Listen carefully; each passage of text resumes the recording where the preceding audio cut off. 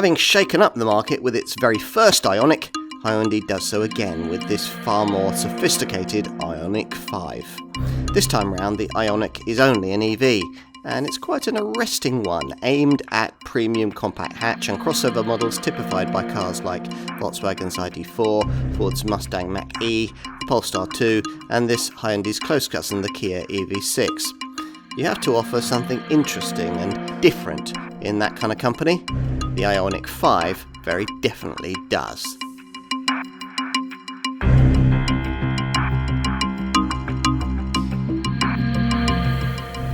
Exactly what has the EV automotive sector been lacking, apart from extended battery range? Well, here is our nomination: design character. Most family EVs are about as interesting to look at or to sit in as a wet day at Brighton Beach in lockdown. But this one, Hyundai's IONIQ 5, isn't. The name might be familiar. The very first IONIQ model, launched back in 2016, was the first car to be available in hybrid, electric and plug-in forms, a Prius rival that went further. And this one, launched in early 2021, aims to go further still. It's a founding member of Hyundai's new IONIQ EV sub-brand, a lineup that will subsequently be bolstered by the IONIQ 6, a mid-sized saloon, and the IONIQ 7, a large SUV. This IONIQ 5 is less easy to pigeonhole, not least because of its arresting looks, penned by Luc Donkerwolke, the man who styled most of the modern-era Lamborghinis. Larger than its predecessor, it's a family hatch with aggressive SUV overtones, and it makes a statement. In a way that close rivals being targeted here, comparably priced mid-sized EV crossovers like the Volkswagen ID4, the Tesla Model Y and the Ford Mustang Mach-E maybe don't. And that statement extends to the technology beneath this futuristic panelwork. This car's eGMP electrified platform, which is shared with its close cousin, the Kia EV6, accommodates a kind of uber sophisticated 800-volt electronic architecture for super rapid charging that we've only previously seen on mega expensive Porsche and Audi super sports car EVs. On top of that, there's an astonishingly spacious cabin which will definitely get your passengers talking. You really will feel like you're in some sort of motor show concept car. But Hyundai is building this model, and it could be sitting, charging happily on your driveway if you are convinced by its charms. Will you be? Well, you'll need the industry's most comprehensive review, the car and driving road test, to find that out.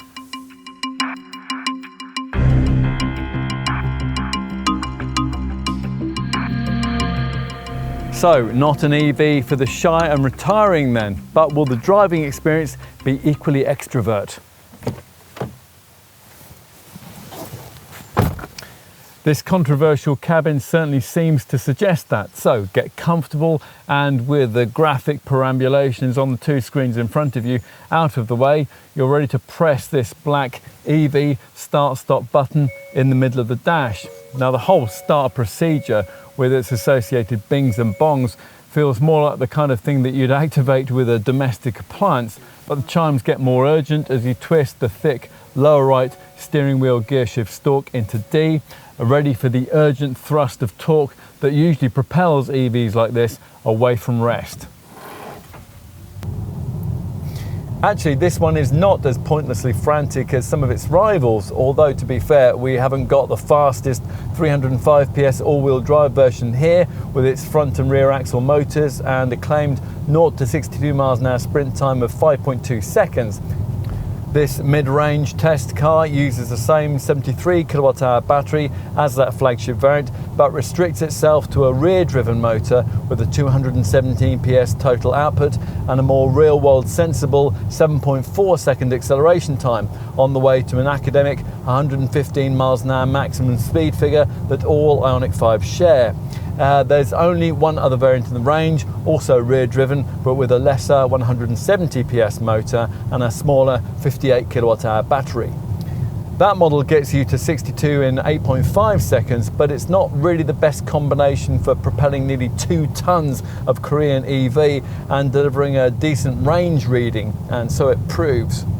Bigger EVs are supposed to offer bigger range readings, but the 58 kilowatt hour version of this car has a 238 mile return, which is little better than a little Renault Zoe Super Mini and 60 miles worse than Hyundai's much cheaper Kona electric EV in its volume 64 kilowatt hour form. The mid-range 78 kilowatt hour rear-driven IONIQ 5 model we've chosen to test here does of course do better, 298 miles, with the weightier 78 kilowatt hour all-wheel drive version managing 285 miles. So there you go, you needed all that info. Now we can get on with what this car really feels like to drive. Well, heavy is the answer. Now, because we live in an era where batteries weigh down EVs like proverbial lead balloons, every car of this kind does. But heavy can sometimes be good, especially when, as here, all the weight is low down and centrally positioned. Now, in this case, on the Hyundai Motor Group's freshly introduced EGMP electrified platform. It certainly gives the car a planted feel through the turns, where there's reasonable traction and there's dogged grip. Although the car does float a bit over bumps, and at speed the nastier tarmac tears send tremors through the body shell. But this isn't supposed to be a hot hatch, well, not in this form anyway. We expect Hyundai to develop an IONIQ N flagship derivative, which is, and that will probably borrow the more highly tuned all-wheel drive powertrain and the 73 kilowatt hour battery pack combination, which in the GT version of this model's close cousin, the Kia EV6, develops 585 PS.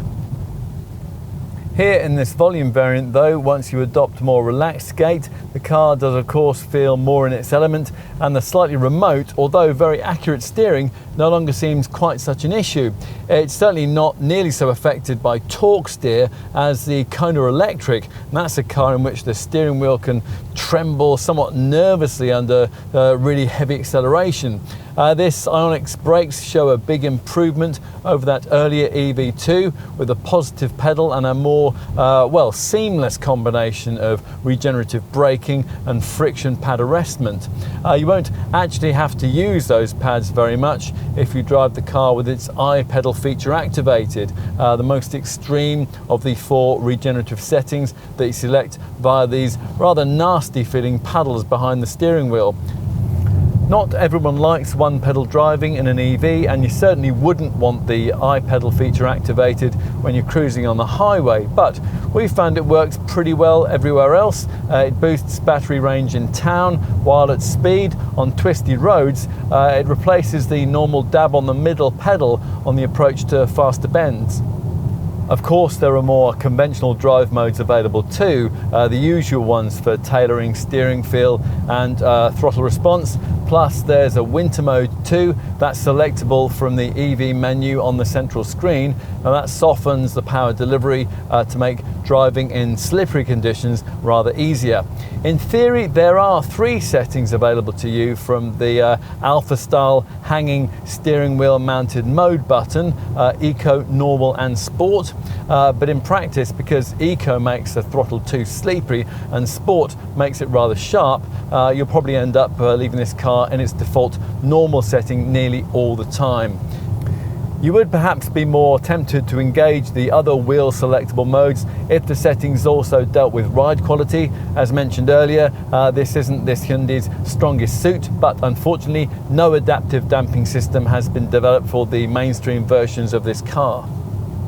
Presumably the engineers felt that it wasn't necessary given the introduction here of the market's first integrated drive axle. Now basically what that means is that the drive shafts and the wheel bearings are combined, supposedly to the benefit of ride comfort and handling stability. You'll be more inclined to feel the benefits of that particular piece of design out on the highway, where this IONIQ softly sprung, comfort-orientated damping does its best work. This would certainly be a relaxed conveyance for longer trips, although as so often in EVs, all the absence of engine noise does is to highlight the tyre roar and the suspension creak cruising soundtrack that you'd normally not hear. But it's still very pleasantly quiet, and then there's the required level of semi-autonomous tech which customers will be expecting for this kind of money. In this case, it's a navigation-based smart cruise control setup which uses a navigation system to anticipate upcoming curves or straights on the highways, and when it's activated it can automatically adjust the car's speed for safer driving and to suit the posted limits. And in summary, well, engineers are still grappling with the challenge of making portly EVs of this sort ride and handle with the decorum that we've been used to from lighter combustion models, but a drive in this IONIQ 5 suggests that they're slowly getting there. Funky without being clunky? Well, if that was the modest brief here, then it's certainly been achieved.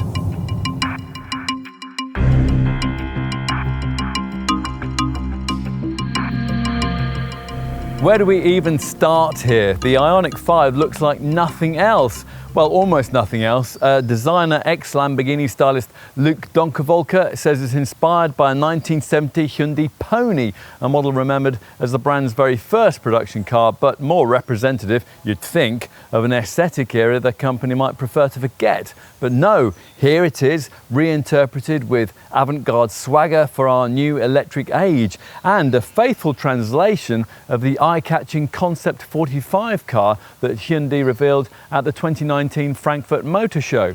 One thing's for certain, there'll be nothing like this on your street. Approach it and you realise the smoke and mirrors effect of all this dramatic detail, disguising a profile perspective that might look golf-sized in the pictures, but turns out to be closer to the size of something like a BMW X3 SUV in its 4.6 metre length, although with the curious quirk of a 3 metre wheelbase between the axles, which is larger than a hulking grade X5. Curious quirks, of course, as you can see, are very much a feature here. This diagonal Zorro-like slash that folds across the flank with origami-like precision, the forward-leaning C-pillar, the flush door handles, this unusually inverted lined lower panel, and the weird rifling on the wheel arch cladding, which draws your eye to the non-negotiably large alloy rims with their unusual black parametric pixel design. These wheels, 19, or as in this case 20 inches in size, are pushed right out to the corners of this mid-sized crossover utility vehicle. At the front, the theatre continues. This angry clamshell bonnet, Hyundai's first, with its oversized badge and flat profile, is set above these fabulous graph paper style 8-bit LED matrix headlights, detailed with 256 cubic pixels. As usual with an electric vehicle, a blanking plate takes the place of a grille, but unusually for an EV, this narrow, shiny black one actually looks quite smart, while further down, this silvered lower bumper section adopts this eye-catching V-shape, with mean, slatted corner cutouts in the fog lamp area recesses. Overtaking presence? Oh yes. And folk you've passed will be squinting at the rear end of this car as it vanishes into the distance on a wave of electrified torque. This neat roof spoiler here is actually a wing with slots which enable air to flow through it. And the spherical rear lamp signature illuminates through these narrow pixel-like LED clusters. Of course, as usual, what's more important is the stuff you can't see, namely the Hyundai Motor Group's first implementation of its completely new eGMP platform, which was created to underpin the whole new generation of Hyundai, Kia and Genesis branded EVs, which will be filling our roads for the remainder of this decade. Right, enough with all that, time to take a seat inside. Now as you approach, the flush-fitting door handles spring out and these intricately sculpted doors open wide to admit you to the kind of futuristic cabin that a car looking like this ought to have. Hyundai doesn't call this a cabin. What we have instead here is a living space. However you brand it, this is quite different from anything you'll have tried elsewhere. Light, airy, spacious, and like the exterior, rather self-consciously avant-garde. You won't like it at all if your preference is for traditional design, unless perhaps you remember original versions of the Mini and the Beetle, because there's a walk-through footwell here in the front, just like you used to get with those cars. And that allows the driver to get out of the passenger side door if you happen to be parked in a position that allows you to open that more easily. Why has it taken half a century for car designers to reinvent this feature? But we won't get hung up on that because there's plenty else to talk about. Some of the features you might dimly remember having seen before. There's the same kind of weirdly shaped two-spoke wheel as you'll find on a Honda E, for example, and also a similar kind of widescreen twin monitor dash layout as is used by larger Mercedes models, with a couple of joined together 12.3-inch displays. The driver's supervision instrument cluster screen in front of you is bereft of the usual covering binnacle hood. It is worth pointing out that some of the clever stuff that'll probably be on your dealer's demonstrator is limited to expensive top-spec trim like this universal island sliding center console, or on the option packs you can only have with top-spec trim like these glorious relaxation premium front seats, which extend right back and feature power retractable calf rests so you can comfortably nod off for 40 winks while you're powering up at your local charging station. So rather than infusing too much about any of that, we should cover off the basics. The fact that you sit quite high and SUV-like, the absence of door handles, you instead pull on this backlit rail. Gear selection is taken care of by this chunky and rather phallic looking lower right hand wheel stalk. And of course there are plenty of design flourishes, the narrow serrated black central vents, the plus and minus pedal designations, the big round ambient lit speakers in the lower door panels, the huge glove box which is actually a slide out tray, the smart silver tread plates and the pixelated door card inlays. Don't be too misled by all this rather impractical light coloured seat trim either. You only get that as an option with top spec leather upholstery. Otherwise, the fabric shades are rather dark and dour, so it's fortunate it's possible to change the screen backlighting from black to this lighter layout to brighten things up a bit, although it is a bit too light unless you select the available blue light filter option. Virtually all the interior touch points, the seats, the headliner, the door trim, the floor and the armrest, they're fashioned from eco-friendly, sustainably sourced materials like recycled plastic bottles or plant-based and natural wool-derived yarns, while the eco-processed leather and the bio-sourced paint both use plant-based extracts. Enough for the environmentalists, let's talk screens, and let's start with this central one, which uses a special Zhong-E graphic user interface with various interior ambiance settings. As usual with Hyundai Group models, it has two main home screen pages, one simple uncluttered one with the battery graphic, range, temperature, audio and navigation, or you can swipe across to a display full of little icons, all of which can be moved about to your preferences, much like your phone. You can also create a split screen format, say with EV and audio info. However you choose to view it, there's lots of really neat stuff here. As befits a sophisticated EV, the usual Apple CarPlay and Android Auto smartphone projection is of the wireless kind. The rear view camera is especially clever with side, back and zeroed in overhead views, plus a rather cool 360-degree sweep. And the screen's built-in dynamic voice recognition system not only deals with media and destination inputs, but it can also operate heat for the seats and the wheel and even open the tailgate. Navigation routes are calculated using a powerful server located in a BlueLink cloud, which is continually updating itself with charging station locations. And on that subject, there's a comprehensive EV section for your charging regime with a beautifully concise home screen which tells you at a glance pretty much everything that you really need to know. Climate controls thankfully have been separated out into this little silver keyed panel to the left of the starter button, although there are also climate and heating and ventilation icons on the central screen, which rather confusingly seem to do exactly the same thing. They both link you to Hyundai's usual and very useful auto dehumidify and auto defog functions, plus a smart ventilation option too, and the helpful ability to be able to alter rear cabin climate and backseat heating from here at the front.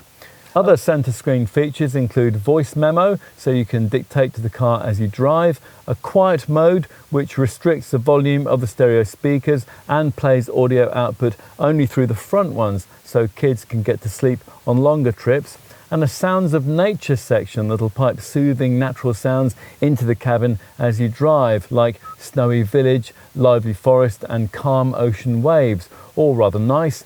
We're not quite sure why you'd want the rather miserable soundtrack of either rainy day or open air cafe, while warm fireplace delivers the rather unnerving feeling that something up front has ignited. Anything you can't find on this central touchscreen, satellite navigation and media center, and also a few things that you can, is located on the complementing driver's supervision instrument cluster to the right of it, and that's viewed through this flat-bottomed two-spoke vegan leather-stitched wheel with its lower left side driving mode button. Now, this isn't one of those screens that can be configured every which way, but if you're generous with ticking boxes on the spec sheet, it does have a few tricks up its sleeve, notably the optional TechPack's blind view monitor, which gives you rear camera screens that flash up on either side of the instrument cluster when you activate the direction indicators. This display's standard functionality is all about a central section with selectable drive assist, car nav and info options, and a line of little data entries along the bottom of the monitor positioned either side of a central miles per kilowatt hour meter, so you can see electricity consumption in real time. Drive range and an odometer sits to the right of this, with battery capacity, drive mode and your chosen regenerative braking setting to the left.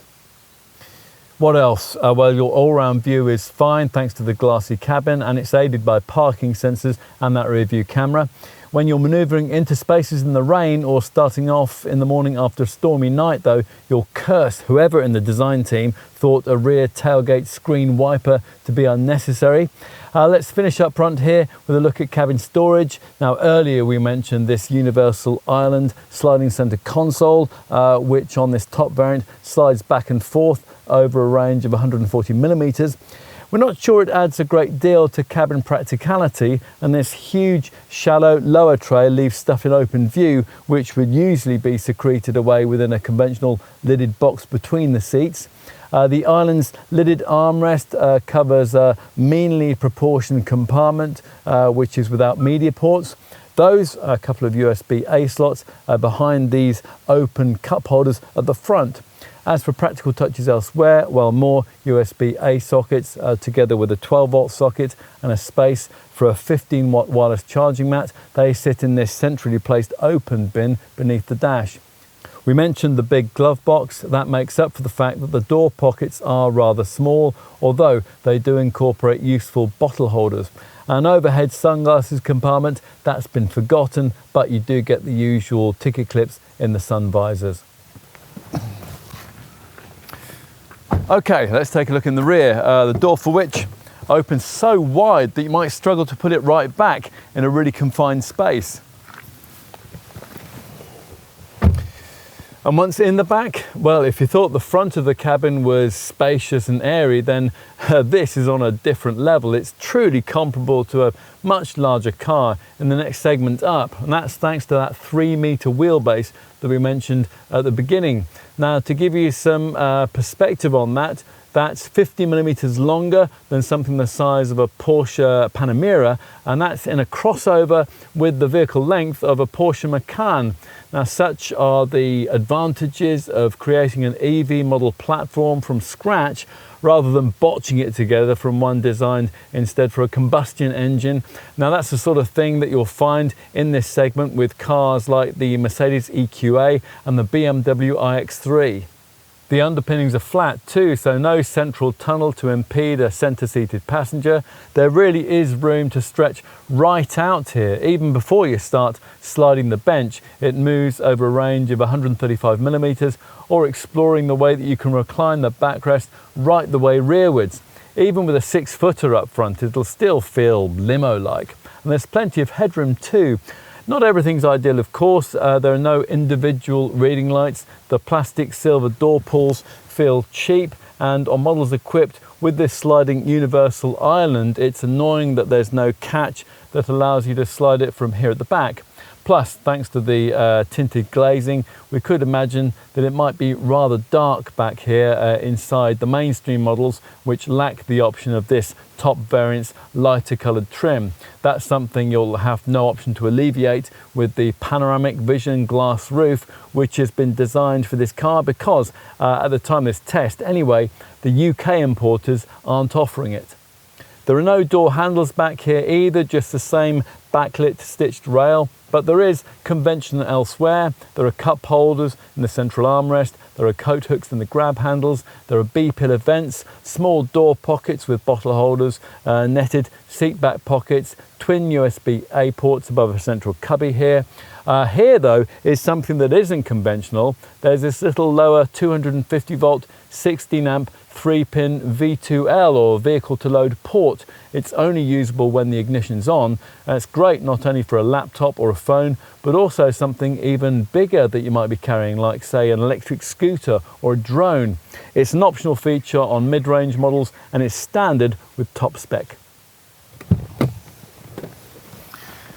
Now, using this extra cost adapter, you can also activate a second V2L port here within the powered driver's side charging flap, where you'll find the usual conventional socket, here embellished with 10 illuminating pixel squares designating the battery charge status. The second V2L socket is arguably more useful because you can use it when the ignition's off. So for example, when you're camping, you can power a kettle or a microwave oven or a mini fridge or an air pump. You could even use it to power another EV if a friend or family member who has one should find themselves stranded chargeless by the side of the road, although the V2L port output is limited to 3.6 kilowatts, so it will only trickle charge. Right, enough with that. Let's finish with a look at the boot, which, providing you avoid base trim, will be electrically powered, and you can operate it with a swipe of your foot beneath the bumper if you happen to be approaching the IONIQ 5 all laden down with bags. The tailgate rises to reveal a predictably high load platform. Those huge battery packs just have to sit somewhere, but a pretty reasonable 527 litre cargo capacity. To give you a bit of segment perspective, that's similar to a Volkswagen ID4, but a massive 125 litres more than you'll get with a rival Ford Mustang Mach-E. There is an underfloor section too, although most of that is obstructed by a central hump, and the rest of it is so shallow it'd only really be of much use for a charging cable or for an item you've recently run over. Hyundai hasn't bothered to favour you with a bag hook or a 12 volt socket back here. There's only one rather dim load area light, and disappointingly, you don't get either a ski hatch or a 40-20-40 split seat back either, so there's no option to slide longer items like skis in between a couple of rear seated folk. If you push forward, the rear seat backs up to 1,587 litres of total space can be revealed. Now, not all EVs in this segment give you some extra storage space with charging leads beneath the bonnet. The ID4 doesn't, for example, but you do get that here. If you go for the top all-wheel drive model with its extra front-mounted motor, this front space will inevitably suffer to the point where you really won't be able to fit anything much more substantial than a slim laptop bag in here. But with more common rear-driven variants like the one we have here, as you can see, it's really quite a usefully sized space.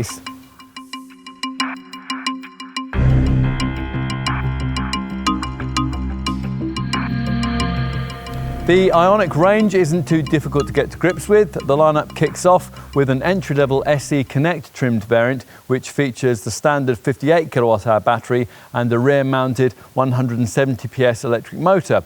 Sadly, the importers couldn't keep the price of this base version of the car beneath the government's current £35,000 plug-in car grant threshold. So even at this point in the range, you'll be on your own with the asking figure, and that's pitched from launch at around £37,000. Most customers, though, will be limiting their choice to the mainstream models priced in the £40,000 to £50,000 bracket and choosing either mid-range premium spec or this top ultimate level of trim. With both, you get 3 powertrain choices. Now, that same 58 kilowatt hour rear-driven 170 PS setup features again, but you're more likely to want to find the extra, around £2,600, to get the longer range 73 kilowatt hour battery we're trying here, and that takes you to a price starting point of around £42,000, a sum which from launch would get you the 73 kilowatt hour battery mated to a 217 PS rear axle motor, the setup we've been trying here. That offers a 60-mile range increase to 298 miles. If you can push your spend to over £45,000, then your dealer will offer you the top 73 kilowatt hour all-wheel drive variant with motors at the front and back, generating a really rather potent total output of 305 PS, although that setup, the extra weight there, drops range a little to 285 miles.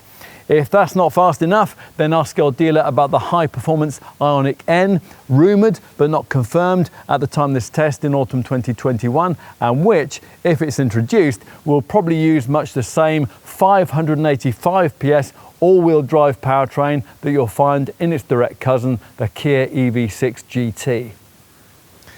The IONIQ 5 will eventually replace the company's older shaped IONIQ models when they reach the end of their production cycle, but at the time of this test in autumn 2021, that older shaped IONIQ was still on sale.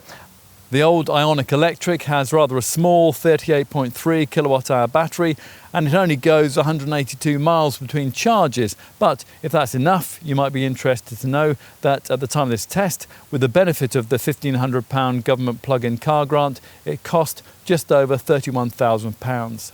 A better selling entry-level Hyundai EV is the brand's Kona Electric. That too qualifies for a government grant. That's providing you avoid top spec trim though, and therefore in comparable 64 kilowatt hour form cost at the time of this test from around £32,500, which means it would save you around £4,500 over a base IONIQ 5. The Kona Electric is a significantly smaller car though, but the 300-mile range that it can offer in 64 kilowatt hour form is way better than the 240-mile figure of the base 58 kilowatt IONIQ 5. So, food for thought. Make absolutely sure though at the outset that an EV really is what you need here. The same sort of money being asked for an entry-level IONIQ 5 will get you the plug-in hybrid version of Hyundai's similarly sized Tucson SUV, and that's priced from around £39,000, which has a 38-mile all-electric driving range. Or for not very much more than the cost of this bigger battery 73 kilowatt hour IONIQ 5, you could get yourself the brand's larger Santa Fe plug-in hybrid SUV, and that goes up to 39 miles between charges. It has the advantage of 7 seats, and it costs from around £46,000. If an IONIQ 5 still seems to be a better fit for you, then you'll probably be aware that this car has a growing band of similarly sized EV rivals, and you'll want to consider what else is on offer in this segment before you finally decide. Now, in our design section, we briefed you on the fact that this car is a slightly larger thing than, say, a BMW i3, a Volkswagen ID3, or a Kia e-Niro. Those EVs are rather more closely targeted by the Hyundai Kona Electric model that we've just been talking about.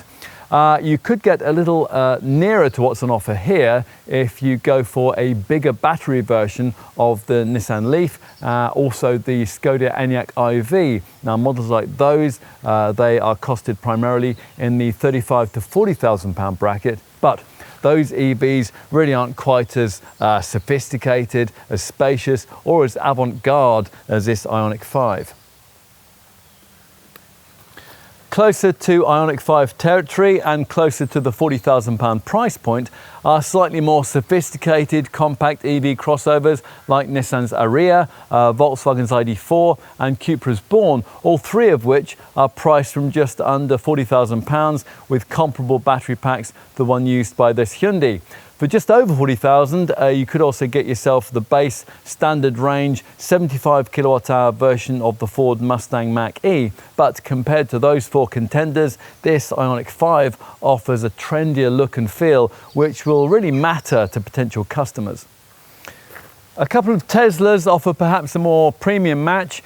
Pricing for this IONIQ 5 in this rear-driven 73 kilowatt-hour form, that starting point of around £42,000 we mentioned earlier.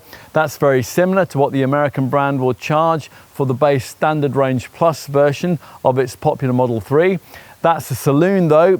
For a little less, but not much less, you can get the Tesla Model Y, which is a 5-door hatch SUV and therefore rather more closely comparable to this Hyundai, for just over £45,000, which, as we said earlier, is a kind of sum that could get you this IONIQ 5 73 kilowatt-hour model in potent all-wheel drive form. You could probably get a long-range, large battery Model Y and perhaps even equip it with the unique in-segment option of 7 seats. In the £40,000 to £50,000 bracket, where nearly all IONIQ 5 sales will reside, you could also consider the 77.6 kilowatt-hour version of this Hyundai's identically engineered cousin, the Kia EV6. Or perhaps, alternatively, premium segment mid-sized EV contenders like the Mercedes EQA, the Audi Q4 Sportback e-tron, the Volvo XC40 Recharge Pure Electric in all-wheel drive form, and our current favourite, the Polestar 2. The Lexus UX300E, that also sits in that price segment, but that's not so tempting because its 54.3 kilowatt-hour battery will only take you up to 186 miles. A BMW i4 starts at just over 50,000, and if you can push your budget up to around 60,000, well, you could then consider the BMW iX3. That has an 80 kilowatt-hour battery, but that car is really more directly comparable to larger EVs like Jaguar's I-Pace, the Mercedes EQC and Audi's e-tron Sportback, which sit in the 65 to £70,000 bracket. If, having considered all that, you conclude it is an IONIQ 5 that you really want, then you're going to need to know, of course, just how generous Hyundai has been with standard kit. So let's take a look at that now.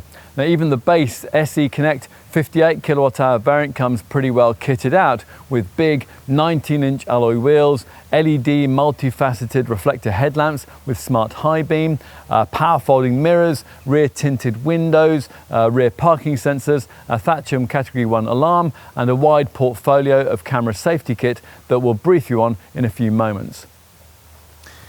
Inside the two big 12.3-inch screens, the driver's supervision instrument cluster and the touchscreen satellite navigation and media center are standard fit. We'll brief you on media stuff in a second, along with mood lighting, a rear view camera, dual zone air conditioning, a wireless charging pad and smart cruise control with stop and go. There's also driver's seat lumbar support, useful auto dehumidify and auto defog climate functions. Oh, and the sliding rear bench, that comes as standard too. A rear wiper has been forgotten, and as with most EVs, you can't have any kind of spare wheel. We mentioned media stuff. Across the range, there are all the usual features on the central screen, wireless Apple CarPlay and Android Auto smartphone projection, a decent 4-speaker DAB tuner, Bluetooth and dynamic voice recognition system voice control, plus a voice memo feature so you can dictate to the car as you drive. A quiet mode that restricts the volume of the stereo speakers and plays audio output only through the front ones so the kids can get to sleep on longer journeys. And the sounds of nature section that'll pipe soothing natural sounds into the cabin as you drive. You can choose from warm fireplace, snowy village, lively forest, calm ocean waves, rainy day or open air cafe. More importantly, there's an extremely sophisticated navigation system which is updated with Hyundai's Map Care service, and here can work with a clever cloud-based BlueLink connected routing feature.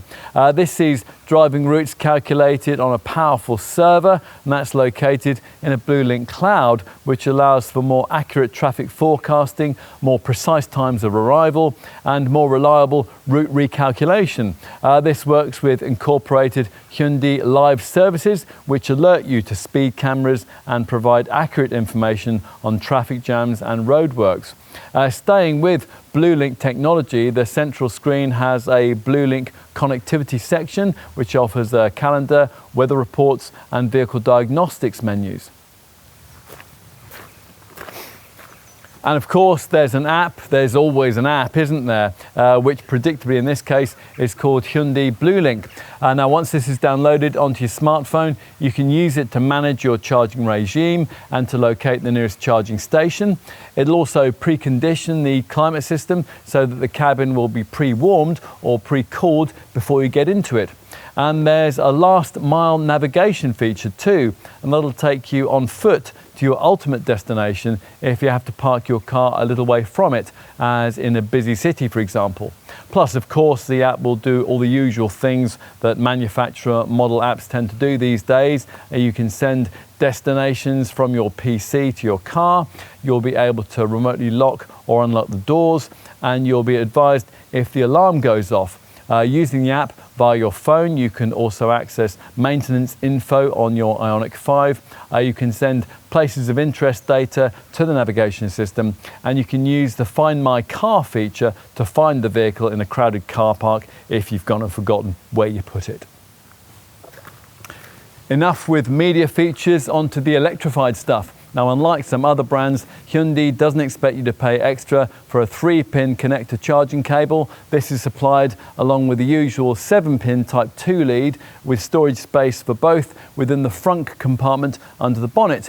There's a 10.5 kilowatt hour 3-phase onboard charger, and the brand also includes a year's subscription to the IONITY high power network of European chargers. If you can find one of these, you'll get the benefit of the fact that an IONIQ 5, thanks to an 800-volt electronic architecture shared only in this segment by the Kia EV6, can take a charge of up to 350 kilowatts. Many rivals can only charge at up to 125 kilowatts.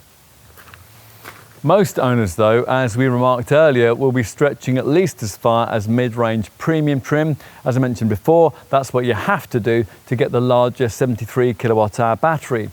IONIQ 5s from this trim level upwards are recognisable by their smarter, silver-coloured side mouldings and their more piercing dual LED low and high projection headlamps, which have special surrounds. You also get front parking sensors and some extra camera safety kit, more on that in a moment, and a powered tailgate, and that can activate with a swipe of your foot below the bumper if you're approaching the back of the car laden down with packages. Rather cleverly, it can also be activated using the infotainment system's dynamic voice recognition system. Inside, with premium spec, the car gains heated front seats with powered adjustment for the driver's chair, pixel perfect grey cloth upholstery, a heated steering wheel, and an electrochrome rear view mirror. If you're all in with the whole IONIQ 5 concept and you want to stretch to the top ultimate trim level we have here, that's set apart with high glossy black door mirrors, rear privacy glass, and providing you choose the larger battery, these larger 20-inch wheels. Inside, ultimate trim is set apart by leather upholstery in either black shadow or this particular car's lighter moonlight grey, and the clever universal island sliding centre console and an upgraded Bose audio system with 7 speakers and a subwoofer. There's also a head-up display with augmented reality, which essentially turns the windshield into a display screen, projecting not only speed and traffic sign information, but also navigation and safety warnings. Ultimate trimmed models also get alloy pedals, deluxe door scuff plates, cooled ventilation for the front seat, powered adjustment for the front passenger seat, solar glass and laminated glazing for the windows. And at this level in the range, you'll get the V2L vehicle to load function, giving you sockets both inside and outside the car, which supply up to 3.6 kilowatts of power. So you can charge high power electrical equipment, maybe an electric bike or a laptop or a drone. Or perhaps you could power various devices, an air pump maybe, or if say you were camping, perhaps a kettle, a microwave, a blender or a small fridge. The interior V2L socket is a 3-pin port. You'll need an accessory adapter for functionality with the outside charging port. The V2L package is optional with mid-range premium trim. Mentioning options reminds us to warn you that there aren't that many, and most of the ones that you can have are only available if you've stretched up to this very priciest ultimate level of trim. If that is the case, then you're probably going to want to consider the Eco Pack that we have here. This preserves driving range in the winter, courtesy of a battery heating system and a heat pump. If you want the very coolest features that are available with this IONIQ 5, then you'll need the optional Tech Pack. Again, it's been fitted here, and this gives you the brand's relaxation premium front seats with their extending calf rests, plus a blind view monitor, which gives you rear camera screens that flash up in the instrument cluster when you activate the indicators. The Tech Pack also includes a parking collision avoidance assistance system, which automatically brakes the car if you're just about to reverse into something, memory settings for the front seats too, and the remote smart parking assist feature, which allows you to remotely park the car from the key fob while you're standing outside it. Yes, really. At the time of this test, Hyundai wasn't offering as an option the sophisticated solar cell roof that's been developed for this car, but if we were purchasing, we'd be asking our dealer about that because it's very clever. It has a charging capacity of 205 watts and it's able, well, perhaps in sunnier climes and hours, to add enough energy to the battery to provide for around 1,200 miles of extra driving range per year. You couldn't, at the time of this test, have the more conventional panoramic vision glass roof, which is available in other global regions either. All models can, though, be optionally equipped with a styling kit, which gives you door mirror caps, a brushed aluminium optic tailgate trim line, and a side trim line. The latter feature is available separately. You can also specify black or white decals for the C-pillar. Practical extras include textile or all-weather floor mats, boot liners, both for the luggage compartment and for the front, and a dog guard. Plus you can fit a tow bar. The car can tow up to 1.6 tons, and if you do, you'll be able to specify a bike carrier to sit on top of that. Bear in mind, before you splash out too much on any of that stuff, that whatever IONIQ 5 model you choose, you will be expected to pay more for your chosen paint colour. Even the only solid shade, Atlas White, rather appallingly, costs £300 more. Beyond that, there are two matte shades. We have one of those here. It's Gravity Gold. There are two metallic colours and there are four pearl ones. On to safety. As you'd expect, there's a decent package of camera safety kits, starting with the usual autonomous braking system. Hyundai's is called Forward Collision Avoidance Assist, and it's a setup that detects pedestrians, cyclists and other vehicles in close proximity. The brand has developed this further with a Forward Collision Avoidance Assist junction turning feature, which anticipates oncoming traffic that you might be just about to turn out in front of at junctions. You'll be warned if this is about to happen, and if necessary, the car will be braked to avoid an impact. There is also an LKA, Lane Keep Assist feature, which applies subtle steering lock if you drift out of lane or you drift too close to the edge of the roadway. And a lane follow assist setup that keeps you a safe distance behind the vehicle ahead, combining with a highway drive assist feature to automatically adjust the car's speed to suit surrounding traffic. There's also leading vehicle departure alert, so that in an urban queue, when the vehicle in front moves off, so will you. There's much more too. We mentioned earlier that the LED headlights come on with high beam assist so that they dip themselves at night. Driver attention warning constantly monitors your driving reactions for drowsiness, and if that's detected, it'll prompt you to stop for a restorative coffee.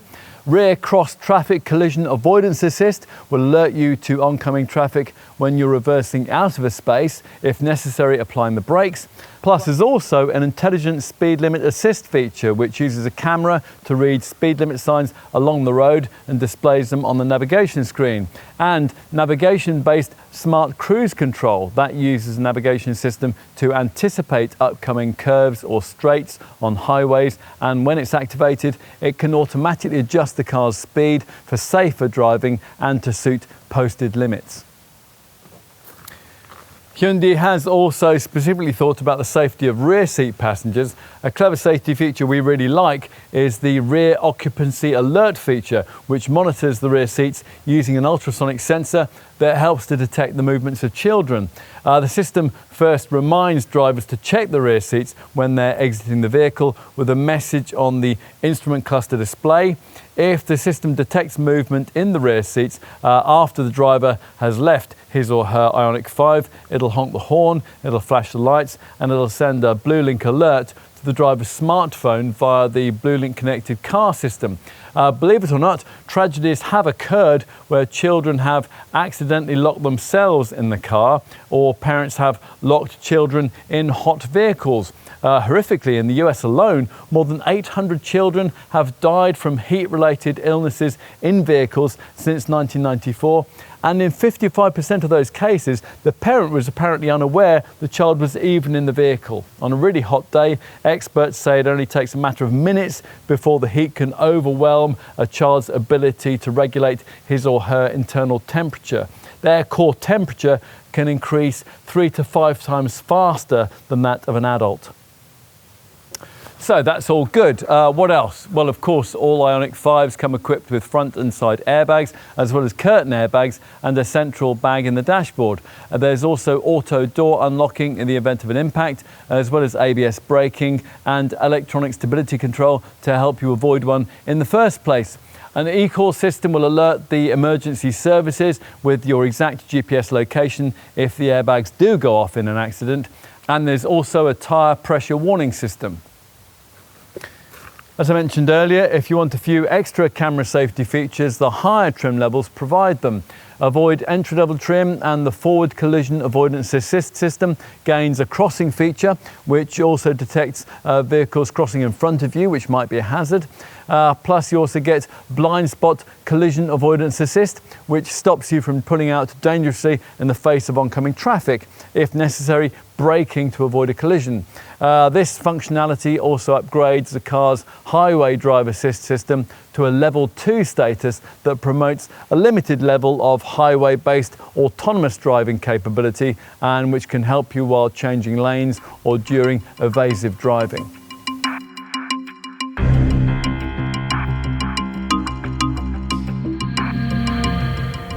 There's certainly plenty of cutting-edge electrified technology on show here.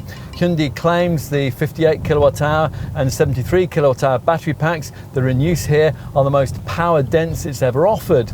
And this car, together with its close cousin, the Kia EV6, showcases the first in-segment introduction of an 800-volt electrified vehicle architecture, something previously only seen on uber-expensive super sports EVs like the Porsche Taycan and Audi's e-tron GT. You shouldn't get your hopes up too much though, for all the difference that this might make when it comes to the all-important issue of driving range. The 298-mile figure recorded by this mid-level rear-driven 73 kilowatt-hour model, the battery capacity is actually 72.6 kilowatt-hours to be exact, is certainly competitive, but it still trails a little behind the range you get from a bigger battery version of a key rival like the Volkswagen ID.4, the Audi Q4 e-tron, and our current segment favourite, the Polestar 2. You'd be expecting us to mention Tesla here, perhaps the brand's most popular Model 3 saloon, but the base Standard Range Plus version of that car, which is priced most closely to an IONIQ 5, delivers only 278 miles. So that leaves the volume variant of that Yankee contender midway between what you'll get from the rear-driven 73 kilowatt-hour version of this Hyundai and the base 238 mile reading of the entry-level 58 kilowatt-hour rear-driven IONIQ 5. We gave you these figures in our driving section, along with the 285 mile figure applicable to this Korean contender in its priciest 73 kilowatt-hour all-wheel drive form. With this rear-driven 73 kilowatt-hour model, we've been managing an average drive efficiency reading of 3.3 kilowatts per mile on this test. You can monitor this via little readouts at the bottom of the instrument binnacle screen and around 240 to 250 miles of range. Obviously, to get anywhere near the quoted official WLTP readings, judicious use of the available drive modes will be needed, starting with the frequent selection of the eco setting available via this button on the steering wheel. Plus, ideally, you'll be regularly using the more aggressive brake regeneration options which are available to you via these steering wheel paddles here, the most extreme being I-pedal. Now that slows the car down off throttle so dramatically that you'll rarely need to actually use the brake pedal. Activation of this car's navigation-based smart cruise control also helps here. This feature uses the navigation system to anticipate upcoming curves and straights on the highway and then automatically adjust the car's speed for more efficient driving. For maximum winter weather range, you'll be significantly aided if you've specified Hyundai's heat pump. That's available as part of the Eco Pack that you can add in to this top spec Ultimate model. The heat pump compresses refrigerant under high pressure, and that creates heat that warms up the flowing air through the ventilation system. The climate setup then needs less energy from the battery in colder weather. Okay, those are the range issues we need to cover, but what about charging? Well, in future, when super rapid 350 kilowatt public roadway chargers are commonplace, this car's adoption of that 800 volt vehicle architecture we mentioned earlier will really come into its own. In the unlikely event that you were to actually come across one of those ultra fast charging stations today, a 10 to 80% top up would take just 17 minutes and 16 seconds. No harm in being exact with that, with 62 miles of range for every 5 minutes of charging with this 73 kilowatt hour model. A year's use of the IONIQ high-speed charging network is included with the cost of this car, but of course, right at present, it's far more likely that you'll be using a more conventional 50 kilowatt fast charging station. Now that requires 56.5 minutes to charge a 73 kilowatt hour model from 10 to 80%. That's 17 miles for every 5 minutes. With the smaller battery, 58 kilowatt hour model, it'd be 46.5 minutes for the same fill. That's just enough time if your IONIQ 5 has the optional relaxation front seats fitted for you to stretch out and take 40 winks. The brand provides a Charge My Hyundai app that allows you to search for charge points by plug type, charging speed and methods of payment, and to access real-time updates on availability. Plus, the app comes with a navigation function and an intelligent route planner too to easily get you to where you need to be. You can also activate a Charge My Hyundai account for easy ongoing payment options via the app or a provided card, which gives you access to over 200,000 chargers across Europe. As you'd expect, the cabin central screen's EV menu can connect you through to find the nearest public charging point from an EV homepage, and that shows battery charge percentage and how far you can go with the climate system either on or off. There's also an EV settings screen to set charger limits for either AC or DC chargers.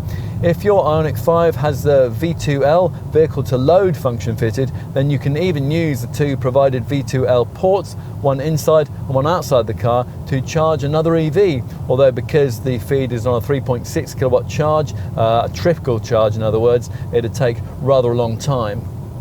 Right, back to your regular charging regime with this car via the driver's side charging port, the flap for which buzzes open remotely to reveal the necessary sockets, and an illuminating pixel square readout shows you the battery status. Most of the time, of course, you'll be charging at home. Now, the times required here depend, of course, on your property's power supply and the capacity of the wall box that you fit. But to give you an example, a 10.5 kilowatt wall box connected to a three-phase supply would require 10 hours and 53 minutes to charge a 73 kilowatt hour variant to 100%. It'd be 8 hours and 11 minutes for the 58 kilowatt hour model. If you use a lesser 7.4 kilowatt wall box, then you're looking at 11 hours 45 minutes for the 73 kilowatt hour models, or about 9 hours and 15 minutes for the 58 kilowatt hour version. Plug into a conventional 3-pin domestic plug, and of course replenishment will take heaps longer, 30 hours and 45 minutes with the 73 kilowatt hour model and 24 hours and 40 minutes with the 58 kilowatt hour version. Remember that your home's cheap off-peak electricity allowance is likely to be for no longer than about 6 hours, so it'll be really important to use the EV screen's set departure times and scheduled charging and target temperature menus, or to use the Charge My Hyundai app so that you can charge efficiently and then not waste energy with excessive climate system use once you get underway. There's also an EV charge transfer settings menu which allows you to set a target percentage charge for your next departure.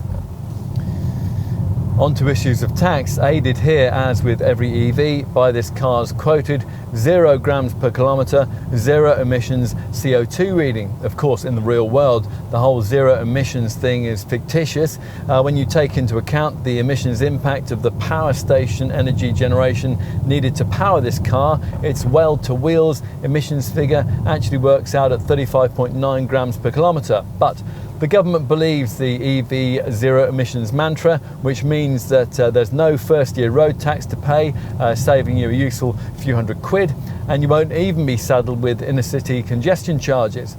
More significantly, your company's benefit-in-kind tax rating will be pitched at Group 1, which at the time of this test, that meant an annual payment of around £148 annually for higher rate 40% earners, or from around £74 a year for lower rated earners, which is massively less, of course, than you'd pay for a similarly sized and powered combustion engine model, even an electrified one.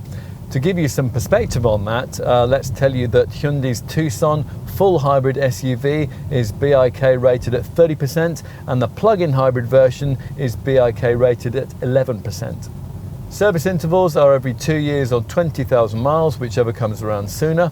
Hyundai offers flexible service plans to meet individual requirements, and whatever package you end up opting for, it should be cheaper than what you'd pay for a combustion model, and that's because all the maintenance is so much simpler. There are fewer fluids to top up, and thanks to the regeneration system, brake pads and discs last massively longer.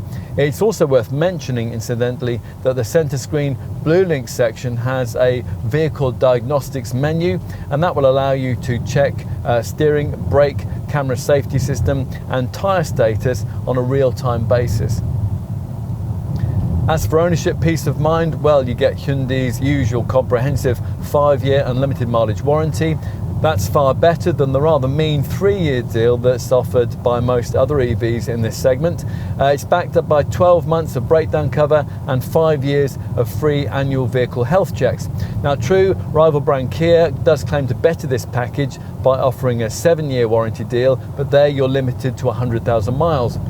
For this Hyundai, there's a separate 8-year, 125,000 mile warranty for the battery, although this is linked to a minimum capacity caveat, and that means that any required repairs will return the battery to at least 70% of its original capacity. You might be a bit shocked by the insurance groupings here, though. If you're moving over from a combustion model, insurance groupings are high with any EV, and that's mainly because brokers worry about the increased cost of accident repair with electric vehicles and about the possible need to replace the entire drive system battery if you were to be involved in a collision, for example. A base rear-driven 58 kilowatt-hour IONIQ 5 is rated at Group 29. This rear-driven 73 kilowatt-hour model is rated at Group 34E, and the top all-wheel drive 73 kilowatt-hour version rates at Group 39E. Finally, residual value should be strong. Industry experts are quoting figures of between 52 and 56% over a 36-month, 30,000 mile ownership period, which is very class competitive.